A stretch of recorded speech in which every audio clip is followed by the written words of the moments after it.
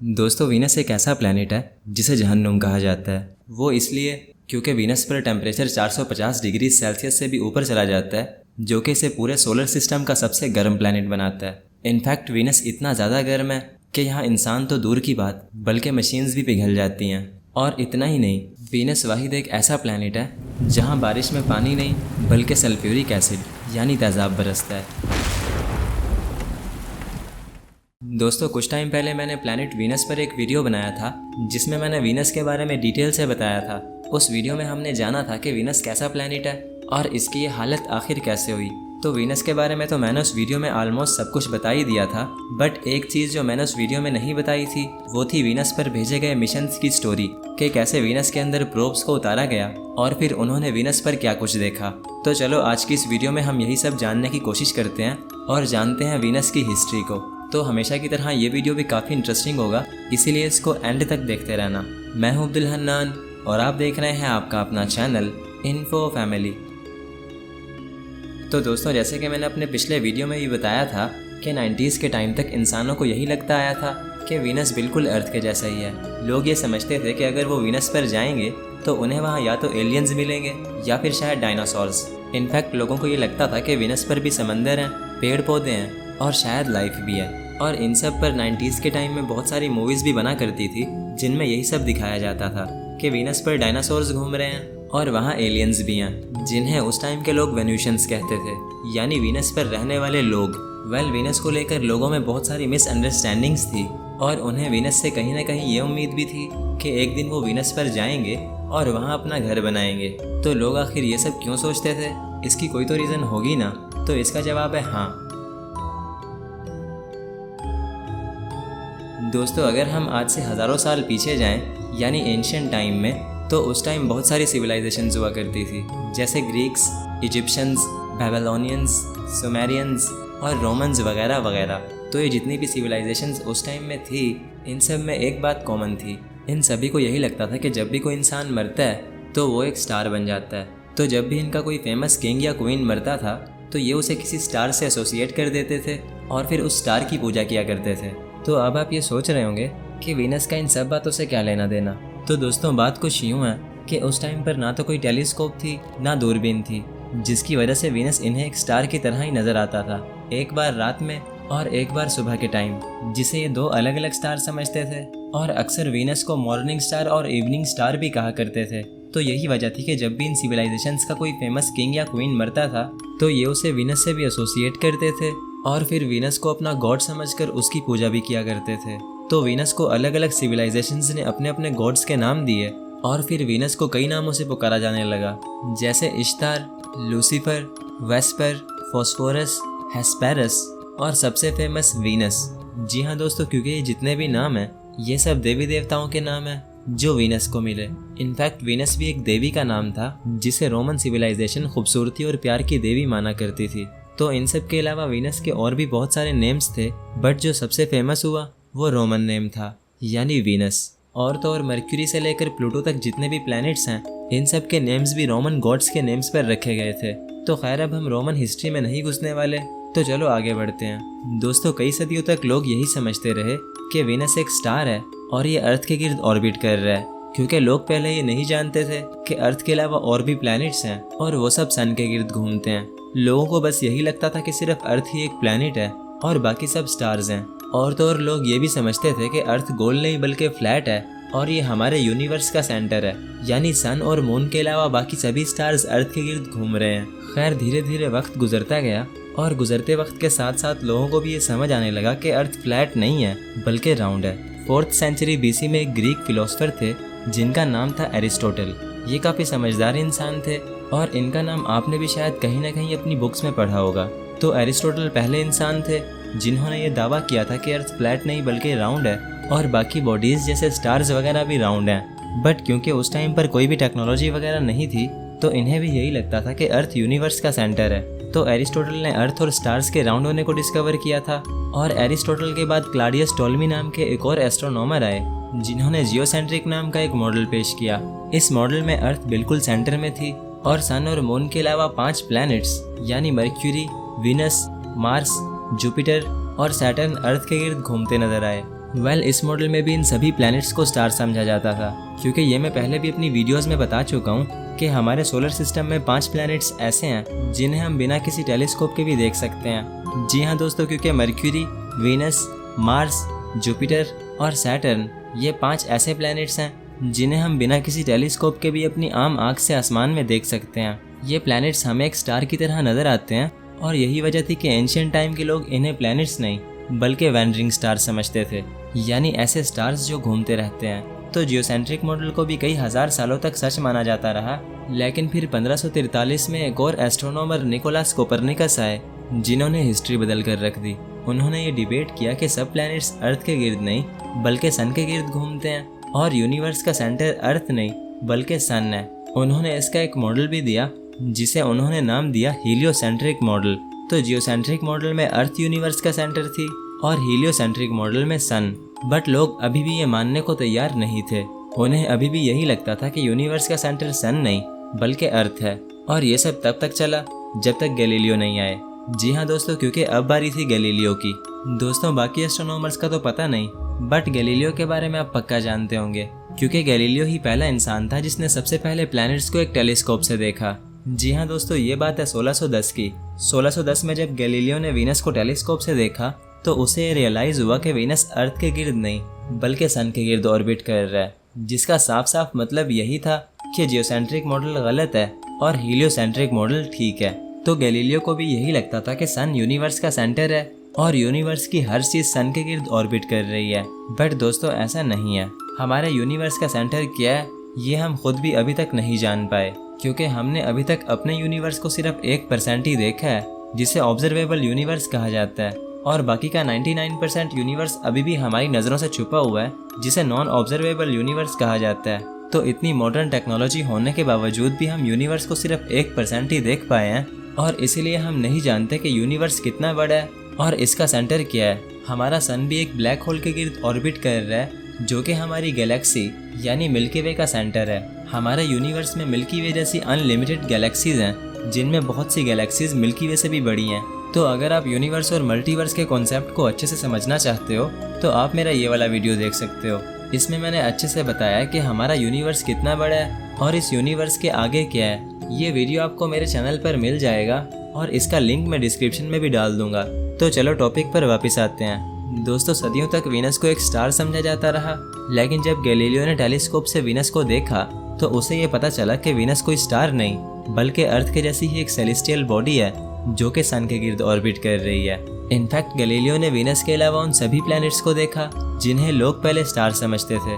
और तो और जब गैलीलियो ने जुपिटर को देखा तो उसे जुपिटर के 4 सबसे बड़े मून्स भी नजर आए जो कि जुपिटर के गिर्द घूम रहे थे।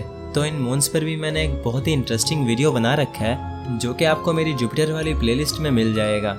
उस वीडियो में मैंने बताया था कि कैसे एक स्पेसक्राफ्ट जिसका नाम भी गैलीलियो था इन मून्स को स्टडी करता है और इन मून्स पर फिर वो क्या कुछ देखता है। इस वीडियो का लिंक भी मैं डिस्क्रिप्शन में डाल दूंगा, और अगर आप चाहो तो मेरी जुपिटर वाली प्लेलिस्ट भी चेक कर सकते हो। उसमें मैंने जुपिटर के बारे में बहुत ही अच्छे से एक्सप्लेन किया है और इन मून्स पर एक डेडिकेटेड वीडियो भी बना रखा है। तो खैर टॉपिक को कंटिन्यू करते हैं। दोस्तों जब गैलीलियो ने ये सब देखा तो उसे एक बात तो समझ आ गई थी कि सिर्फ अर्थ ही एक प्लैनेट नहीं है बल्कि अर्थ के अलावा और भी प्लैनेट्स हैं जिनमें से कुछ के पास तो अपने मून्स भी हैं। तो जब लोगों को ये सब पता चला तो तब से ही लोगों के माइंड में ये मिसअंडरस्टैंडिंग पैदा होना शुरू होने लगी कि हो सकता है दूसरे प्लैनेट्स पर भी लाइफ हो, और ख़ास तौर पर वीनस और मार्स पर, क्योंकि ये दोनों अर्थ के काफ़ी क्लोज थे और सन के भी। तो दोस्तों यही रीज़न थी कि 90s के टाइम तक लोगों को वीनस से काफ़ी उम्मीदें थी, और जैसे लोग आज मार्स पर घर बनाने का सोचते हैं तो उस टाइम लोग ये सब वीनस के बारे में सोचते थे। दोस्तों सदियों तक इंसानों को यही लगता आया था कि वीनस बिल्कुल अर्थ के जैसा है और वीनस पर भी लाइफ है। लोगों को वीनस से बहुत उम्मीदें थी, लेकिन जब नासा का एक स्पेसक्राफ्ट मारिनर 2 पहली बार वीनस के पास से फ्लाई बाय करता है तो वो लोगों की सारी उम्मीदें तोड़ देता है। मारिनर 2 ये कंफर्म करता है कि वीनस की सरफेस का टेम्परेचर 400 डिग्री सेल्सियस से भी ज़्यादा है और वीनस का एनवायरनमेंट कार्बन डाइऑक्साइड से भरा हुआ है। वीनस के पास मैग्नेटिक फील्ड ना होने के बराबर है, जिसकी वजह से वहाँ रेडिएशंस की बम्बार्डमेंट होती रहती है। तो ये सब देखकर एक बात तो कंफर्म हो चुकी थी कि वीनस सोलर सिस्टम का सबसे गर्म प्लैनेट है और अगर इंसान वहाँ चला गया तो इंसान जल जाएगा। वीनस पर जाने वाले पहले स्पेसक्राफ्ट ने हमारी सब उम्मीदों को तोड़ दिया था, लेकिन हमारी वीनस को एक्सप्लोर करने की भूख फिर भी ख़त्म नहीं हुई। वीनस पर बहुत घने बादल हैं और हमें उन घने बादलों के अंदर झांक कर देखना था। दोस्तों, अगर बात करें मिशंस की तो विकिपीडिया के अकॉर्डिंग वीनस पर अब तक 46 मिशंस गए हैं, जिन्हें 4 अलग अलग नेशंस ने भेजा था, सोवियत यूनियन, यूएसए, जापान और यूरोप। तो अब अगर सोवियत यूनियन की बात करें तो वीनस पर सबसे ज़्यादा मिशन सोवियत यूनियन ने ही भेजे थे। सोवियत यूनियन ने वीनस पर टोटल 29 मिशंस भेजे थे, जिनमें से 15 पास हुए और 14 फेल हुए। यूएसए ने 11 मिशंस भेजे थे, जिनमें से 10 पास हुए और सिर्फ 1 फेल हुआ। ऐसे ही जापान ने 3 मिशंस भेजे थे, जिनमें से 2 पास हुए और यहाँ भी सिर्फ 1 फेल हुआ। और रही बात यूरोप की, तो यूरोप ने भी वीनस पर 3 मिशंस भेजे थे, जो कि तीनों के तीनों ही सक्सेसफुल हुए। तो ये टोटल 46 मिशंस बनते हैं जो वीनस पर गए। इनमें हर टाइप के मिशंस थे, जिनमें gravity assist, fly bye missions और लैंडर्स शामिल थे। और अगर आपको इन सब की समझ नहीं आई तो मैं समझा देता हूँ। ग्रेविटी असिस्ट मिशन का मतलब होता है ऐसा मिशन जो कि एक प्लैनेट की ग्रेविटी का सहारा लेकर दूसरे प्लैनेट पर जाए। और वीनस के केस में ऐसे 6 मिशंस थे। गैलीलियो जो कि वीनस की ग्रेविटी का सहारा लेकर जुपिटर पर गया था, कज़िनी जो कि सैटर्न पर गया था, मैसेंजर, बेपी कोलंबो, मारिनल 10 ये तीनों मर्क्यूरी पर गए थे, और आखिर में पार्कर सोलर प्रोब सन पर गया था। यानी ये जितने भी मिशंस थे ये सब स्पेशली वीनस के लिए नहीं थे, बस उसकी ग्रेविटी का सहारा लेकर दूसरे प्लैनेट्स पर गए थे। तो इसीलिए इन्हें ग्रेविटी असिस्ट कहा जाता है। और भले ही इनका मिशन कुछ और था, बट जब इन्होंने वीनस के पास से फ्लाई बाय किया तो वीनस की भी बहुत सारी इन्फॉर्मेशन को कैप्चर किया। अब सेकंड नंबर पर थे फ्लाई बाय मिशंस। ये मिशन स्पेशली इसीलिए बनाए जाते हैं कि एक प्लैनेट के पास से फ्लाई बाय करें और उस प्लैनेट को स्टडी करें। थर्ड हमारे पास लैंडर्स थे, जो कि एक प्लैनेट पर लैंड होते हैं और वहाँ के एनवायरनमेंट को स्टडी करते हैं। तो वीनस पर जो 46 मिशंस गए थे उनमें ग्रेविटी असिस्ट भी थे, फ्लाई बायस भी थे और लैंडर्स भी थे। टोटल मिशंस तो 46 थे, लेकिन 46 में से 30 मिशंस ही सक्सेसफुल रहे और उन सभी मिशंस ने बहुत वैल्यूएबल डाटा भी दिया। बट दोस्तों, जब बात आती है वीनस पर भेजे गए मिशंस की, तो सबसे पहला नाम जो हमारे माइंड में आता है वो है वेनेरा सीरीज। दोस्तों, वेनेरा सीरीज वीनस पर भेजे गए मिशंस की सबसे पॉपुलर सीरीज थी जो सोवियत यूनियन ने भेजी थी। जी हाँ दोस्तों, जब अमेरिका चांद पर अपोलो मिशंस भेजने में लगा था, तब सोवियत यूनियन ने वीनस पर मिशंस भेजना शुरू किए। सोवियत्स ने वीनस पर लगातार एक के बाद एक वेनेरा मिशंस भेजे, जिनमें बहुत से प्रोब्स को वीनस के अंदर भी उतारा गया। ये प्रोब्स या तो वीनस के एटमॉस्फेयर के अंदर जाकर फट जाते थे, या फिर ये वहाँ की एक्सट्रीम हीट की वजह से पिघल जाते थे, क्योंकि वीनस के अंदर जाना कोई आसान बात नहीं है। और यही वजह थी कि सबसे ज़्यादा मिशंस भी सोवियत यूनियन के फेल हुए थे। तो चलो अब ज़्यादा बातें नहीं करते और जानते हैं इन मिशंस की स्टोरी को। दोस्तों, साल 1961 में सोवियत यूनियन ने पहली बार वीनस पर 2 मिशंस भेजे, जिनमें एक था ताइज हेलिस स्पुतनिक और दूसरा था वेनेरा 1। भले ही ये दोनों मिशंस फेल हुए थे, लेकिन यहाँ से वेनेरा मिशंस की शुरुआत हो चुकी थी। तो दोस्तों, वेनेरा 1 एक फ्लाई बाय मिशन था जिसने पहली बार वीनस के पास से फ्लाई बाय किया। बट जैसे ही स्पेसक्राफ्ट वीनस के पास पहुंचा तो इसका कांटेक्ट अर्थ से बिल्कुल ख़त्म हो गया, जिसकी वजह से ये कोई भी डाटा वापस नहीं भेज पाया। और सेम यही चीज़ वेनेरा 2 के साथ भी हुई। वेनेरा 2 ने भी जब वीनस के पास से फ्लाई बाय किया तो इसका कम्युनिकेशन भी लॉस्ट हो चुका था। तो वेनेरा 1 और 2 फ्लाई बायस थे और ये दोनों ही फेल हुए थे। दोस्तों, वेनेरा 1 और 2 के बाद वेनेरा 3 को भेजा गया, जो कि एक लैंडर था, यानी उसे वीनस की सरफेस पर लैंड करना था। तो पिछले 2 मिशंस की तरह इसका कम्युनिकेशन भी लॉस्ट हुआ और फिर पता नहीं इसके साथ क्या हुआ।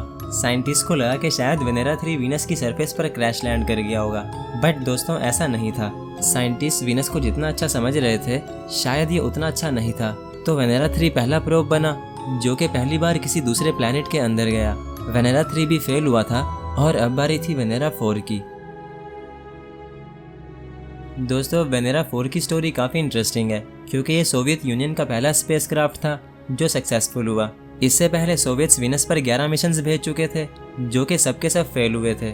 बट फिर भी उन्होंने हिम्मत नहीं हारी और साल 1967 में वेनेरा 4 को वीनस पर भेजा। तो जैसे ही ये प्रोब वीनस के एटमॉस्फेयर से हिट हुआ तो फ़ौरन से एक पैराशूट डिप्लॉय हुआ और यहाँ से इसने वीनस को स्टडी करना शुरू किया। खैर, शुरू में तो वीनस का एनवायरनमेंट बिल्कुल अर्थ के जैसा ही था, यानी अर्थ के जैसा ही टेम्परेचर था और अर्थ के जैसा ही प्रेशर। बट जैसे जैसे ये वीनस के और अंदर उतरता गया, टेम्परेचर बढ़ता गया और प्रेशर इंक्रीज होता गया और फिर अचानक वेनेरा 4 फट गया। तो जो लास्ट रीडिंग वेनेरा 4 ने ली थी वो ये थी, इसमें प्रेशर अर्थ से 22 गुना ज़्यादा है और टेम्परेचर भी अर्थ से पूरे 250 डिग्री सेल्सियस ज़्यादा है। तो ये सब देखकर सोवियट्स को एक बात तो समझ आ गई थी कि वीनस पर सिर्फ गर्मी ही नहीं बल्कि प्रेशर भी बहुत ज़्यादा है, और इतना कि ये प्रोब्स को भी फाड़ देता है। और वेनेरा 3 जिसके बारे में साइंटिस्ट समझ रहे थे कि ये वीनस की सरफेस पर क्रैश लैंड कर गया होगा, तो अब वो समझ चुके थे कि वेनेरा 3 वीनस पर कभी लैंड हुआ ही नहीं था, बल्कि ये भी वीनस के प्रेशर की वजह से फट गया था। तो टॉपिक पर वापस आते हैं दोस्तों। वेनेरा 3 की तरह वेनेरा 4 भी वीनस पर लैंड तो नहीं कर पाया, बट इसे एक सक्सेसफुल मिशन समझा गया क्योंकि इसने पहली बार वीनस के अंदर जाकर उसकी रीडिंग्स ली थी। दोस्तों वेनेरा 4 के बाद वेनेरा 5 और 6 को भेजा गया, जो कि दोनों ट्विंस थे। वेनेरा 5 ने 53 मिनट्स और वेनेरा 6 ने 51 मिनट्स तक अर्थ पर डाटा भेजा, और उसके बाद ये दोनों प्रोब्स भी वीनस के एटमॉस्फेरिक प्रेशर की वजह से क्रश हो गए। दोनों मिशन सक्सेसफुल रहे और दोनों ने बहुत वैल्यूएबल डाटा भी दिया, बट अभी भी सोवियट्स वीनस पर लैंड नहीं कर पाए थे और यही बात उन्हें खटक रही थी। वो किसी भी तरह वीनस पर लैंड करना चाहते थे और यही सब सोचकर वो वेनेरा 7 को डिज़ाइन करते हैं। दोस्तों सोवियट्स ने वेनेरा 7 को कुछ इस तरीके से डिज़ाइन किया था कि ये वीनस की एक्सट्रीम कंडीशंस और प्रेशर को बर्दाश्त कर सके और सक्सेसफुली वीनस पर लैंड कर पाए। उन्होंने वेनेरा 7 के पैराशूट पर एक कोड भी ऐड किया था जिसे 200 डिग्री सेल्सियस के टेम्परेचर पर मेल्ट होना था, ताकि पैराशूट जल्दी से ओपन ना हो और वेनेरा 7 स्पीड के साथ वीनस की सरफेस तक पहुंच जाए। तो जैसे ही वेनेरा 7 वीनस के एटमॉस्फेयर में एंटर करता है, एक पैराशूट डिप्लॉय होता है और वो कोड अपना काम बहुत ही अच्छे से करता है। वो पैराशूट को ओपन नहीं होने देता और वेनेरा 7 तेजी के साथ वीनस के एटमॉस्फेयर में उतरने लगता है। तो जैसे ही 200 डिग्री सेल्सियस पर वो कोड मेल्ट होता है, पैराशूट ओपन हो जाता है और अचानक 3 किलोमीटर ऊपर से ही वो पैराशूट जल जाता है और प्रोब 60 किलोमीटर पर सेकंड की स्पीड से आकर सरफेस से टकरा जाता है। तो प्लान के मुताबिक वेनेरा 7 अब वीनस पर लैंड करने वाला पहला स्पेसक्राफ्ट तो बन चुका था, बट ये कोई भी डाटा नहीं भेज पाया, जिसकी वजह से ये मिशन भी फेल हुआ, या फिर यूँ कहा जाए कि पार्शली सक्सेसफुल हुआ। क्योंकि दोस्तों कुछ हफ्ते बाद सोवियट्स ने नोटिस किया कि जब वेनेरा 7 वीनस की सरफेस से टकराया था तो ये पूरे 23 मिनट तक एक बहुत ही वीक सिग्नल भेजता रहा, जिससे ये पता चला कि वीनस की सरफेस का टेम्परेचर 475 डिग्री सेल्सियस है और ये कितना गर्म है ये मैंने वीनस के पार्ट 1 में अच्छे से एक्सप्लेन कर दिया था। उस वीडियो में मैंने समझाया था कि कैसे नासा के एक इंजीनियर ने एक कैमरा लेकर भट्टी में डाला ये दिखाने के लिए कि वीनस पर कितनी गर्मी है। तो खैर वेनेरा 7 पूरे 23 मिनट तक अर्थ पर सिग्नल्स भेजता रहा। उसके बाद ये भी वीनस की एक्सट्रीम कंडीशंस की वजह से क्रश हो गया और वेनेरा 7 की पार्शियल सक्सेस के बाद सोवियट्स ने वेनेरा 8 को रीडिज़ाइन किया। दोस्तों वेनेरा 8 दिखने में वेनेरा 7 के जैसा ही था, बट इसके अंदर सोवियट्स ने कुछ चेंजिंग की थी। जैसे इसके अंदर एक कूलिंग सिस्टम को ऐड किया था और इसके एंटीनास को भी इम्प्रूव किया गया था, ताकि वीनस के अंदर जाने के बाद इसकी मशीनरी कहीं जल ना जाए और इसे सिग्नल भेजने में कोई भी दिक्कत ना आए। तो इस सिस्टम ने वीनस पर बहुत अच्छे से काम किया और वीनस पर लैंड होने के बाद वेनेरा 8 ने पूरे 50 मिनट तक वीनस की रीडिंग्स ली, जिसके बाद सोवियट्स को अच्छे से समझ आ गया कि वीनस कैसा है और अगर उन्हें वीनस पर लैंड करना है तो कैसे करना है। यानी अब सोवियट्स वीनस को समझ चुके थे और अपने नेक्स्ट मिशंस के लिए वो कुछ नया प्लान कर रहे थे। दोस्तों वेनेरा 8 वीनस पर 1972 में लैंड हुआ था और उस टाइम तक वीनस के अंदर की एक भी इमेज साइंटिस्ट के पास नहीं थी, क्योंकि वीनस के ऊपर बहुत ही घने बादल हैं, जिसकी वजह से वीनस के अंदर देख पाना नामुमकिन है। इनफैक्ट हमारे पास अभी तक कोई भी स्पेसक्राफ्ट ऐसा नहीं है जो वीनस के उन घने बादलों के अंदर देख पाए। तो सोवियट्स ने सोचा कि क्यों ना अपने नेक्स्ट मिशंस में वो कैमरास को भी फिट करें, ताकि जब वो वीनस के अंदर जाएं तो वो उसकी इमेजेस को भी ले पाएं। तो यही सब सोचकर वो 2 ट्विन लैंडर्स यानी वेनेरा 9 और 10 को डिज़ाइन करते हैं, जिन्हें वो एक बिल्कुल न्यू लुक दे देते हैं। इस बार उनमें पैराशूट की जगह एक एयर ब्रेक लगा था और नीचे लैंडिंग लेग्स को भी ऐड किया गया था, ताकि ये वीनस पर इजीली लैंड कर पाएं और इन पर लगे कैमरास हमें ये दिखा पाएं कि वीनस अंदर से कैसा दिखता है। तो इन दोनों लैंडर्स पर 2 ब्लैक एंड वाइट कैमरास थे, जिन पर प्रोटेक्टिव कैप्स को लगाया गया था, ताकि वो कैमरास को वीनस के हार्श इन्वायरमेंट से प्रोटेक्ट करें और सिर्फ तभी ओपन हो जब ये लैंडर्स वीनस पर लैंड करें। तो पहले वेनेरा 9 वीनस पर लैंड करता है और उसके 3 दिन बाद वेनेरा 10। जैसे ही वेनेरा 9 वीनस पर लैंड होता है तो सिर्फ एक कैप ही ओपन होती है, जिससे हमें कुछ ऐसी पिक्चर देखने को मिलती है। वेनेरा 9 वीनस पर पूरे 53 मिनट तक सर्वाइव करता है उसके बाद ये भी वीनस के हार्श इन्वायरमेंट में क्रश हो जाता है और यूं वेनेरा 9 पहला प्रोब बनता है जो कि वीनस के अंदर जाकर उसकी इमेजेस को ले पाता है। और अब अगर बात करें वेनेरा 10 की, तो इत्तेफाक से सेम यही चीज़ें वेनेरा 10 के साथ भी होती हैं। यानी जैसे ही वो लैंड करता है तो उसकी भी सिर्फ एक कैप ही ओपन होती है और वो भी अपना सिर्फ एक कैमरा ही यूज़ कर पाता है। वेनेरा 10 वीनस की कुछ ऐसी इमेज लेता है और पूरे 65 मिनट सर्वाइव करने के बाद ये भी वीनस का हिस्सा बन जाता है। दोस्तों, वेनेरा 9 और 10 दोनों ही सक्सेसफुल मिशंस थे, बट सोवियट्स अब चाहते थे कि उनके नेक्स्ट मिशंस में ये कैप वाला प्रॉब्लम ना आए और वीनस पर लैंड करने के बाद लैंडर्स अपने दोनों कैमरास को यूज़ कर पाएं। तो यही सब सोचकर वो फिर से दो ट्विन्स यानी वेनेरा 11 और 12 को डिज़ाइन करते हैं, जिनके साथ वो इस बार कलरफुल कैमरास को अटैच करते हैं, क्योंकि पिछले दो मिशंस में ब्लैक एंड वाइट कैमरास थे। तो पहले वेनेरा 12 वीनस पर लैंड करता है और फिर वेनेरा 11। अब अगर आप गौर करो तो वेनेरा 11 वीनस पर 25 दिसंबर को लैंड हुआ था, यानी क्रिसमस के दिन। इसका मतलब क्रिसमस के दिन भी साइंटिस्ट को छुट्टी नहीं थी। तो खैर साइंटिस्ट समझ रहे थे कि इस बार दोनों कैप्स ओपन होंगी और उन्हें पहली बार वीनस की कलरफुल फोटोज देखने को मिलेंगी। बट दोस्तों, इसका उल्टा होता है, यानी लैंड होने के बाद इन दोनों लैंडर्स की एक भी कैप ओपन नहीं हो पाती और ये दोनों वीनस की एक भी इमेज नहीं ले पाते, जिसकी वजह से इन मिशंस को सक्सेसफुल नहीं बल्कि मोस्टली सक्सेसफुल कहा गया। यानी ऐसे मिशंस जो सक्सेस को छूकर टक से वापस आ गए। वेनेरा 11 ने वीनस पर 95 मिनट्स तक सर्वाइव किया और वेनेरा 12 ने 110 मिनट तक, यानी इन्होंने पिछले मिशंस के मुकाबले ज़्यादा देर तक सर्वाइव किया था और वीनस से रिलेटेड बहुत वैल्यूएबल डाटा भी दिया था। दोस्तों, वेनेरा 11 और 12 ने तो साइंटिस्ट की क्रिसमस को ख़राब कर दिया था, लेकिन वेनेरा 13 और 14 ने ऐसा नहीं किया। जी हाँ दोस्तों, वेनेरा 13 और 14 पर भी साइंटिस्ट ने कलरफुल कैमरास को ऐड किया था, बट इस बार उन्होंने इन दोनों के साथ एक माइक्रोफोन और एक ड्रिल मशीन को भी अटैच किया था, ताकि ये पिक्चर्स के साथ साथ वीनस की ऑडियो और उसकी मिट्टी का सैंपल भी ले सकें। तो पहले वेनेरा 13 लैंड होता है और फिर वेनेरा 14। वेनेरा 13 के दोनों कैमरास ही वर्क करते हैं और वेनेरा 14 का सिर्फ एक। वेनेरा 13 कुछ ऐसी पिक्चर्स लेता है और वेनेरा 14 ऐसी। यानी वेनेरा 13 पहला प्रोब था जिसने पहली बार वीनस के अंदर की कलरफुल इमेजेस को कैप्चर किया था। इसके अलावा वेनेरा 13 पूरे 127 मिनट तक वीनस के हार्श एनवायरनमेंट में सर्वाइव करता है और वेनेरा 14 57 मिनट तक। यानी वेनेरा 13 वीनस पर अब तक का सबसे ज़्यादा सर्वाइव करने वाला मिशन बन जाता है। तो दोस्तों, वेनेरा 13 और 14 वेनेरा प्रोग्राम के आखिरी लैंडर्स थे। इसके बाद सोवियत यूनियन वीनस पर दो वेनेरा मिशंस वेनेरा 15 और 16 और भेजता है, जिन्हें वीनस के गिर्द ऑर्बिट करके उसको रडार के थ्रू मैप करना था। तो ये दोनों मिशन ही सक्सेसफुल रहते हैं और इसके बाद सोवियट्स वेनेरा प्रोग्राम को एंड कर देते हैं। दोस्तों, वेनेरा प्रोग्राम के एंड होने के बाद वीनस पर और भी बहुत सारे मिशंस गए थे, बट जो नाम वेनेरा मिशंस ने बनाया उसे आज तक कोई रिप्लेस नहीं कर पाया। और यही वजह है कि अगर आज भी हम वीनस पर भेजे गए मिशंस का जिक्र करते हैं तो सबसे पहला नाम हमारे माइंड में वेनेरा मिशंस का ही आता है। इनफैक्ट वीनस पर फ्यूचर में और भी मिशंस जाएंगे जिन्हें हम वीनस के आने वाले पार्ट्स में डिस्कस करते रहेंगे। उम्मीद है आपको ये पार्ट भी अच्छा लगा होगा, तो इसे लाइक ज़रूर करना, क्योंकि इसकी रिसर्च में मुझे काफ़ी हफ्ते लगे थे। तो इसे लाइक किए बगैर मत जाना। और अगर आप स्पेस और प्लैनेट्स के बारे में जानना पसंद करते हो तो मैंने स्पेशली प्लेलिस्ट बना रखी हैं जहां मैंने हर चीज़ पर अलग अलग पार्ट्स बनाकर डिटेल से एक्सप्लेन कर रखा है। तो आप चाहो तो इन्हें चेक कर सकते हो और चैनल को फॉलो और सब्सक्राइब भी कर सकते हो, क्योंकि यहाँ आपको ऐसी अमेजिंग वीडियोज़ मिलती रहेंगी।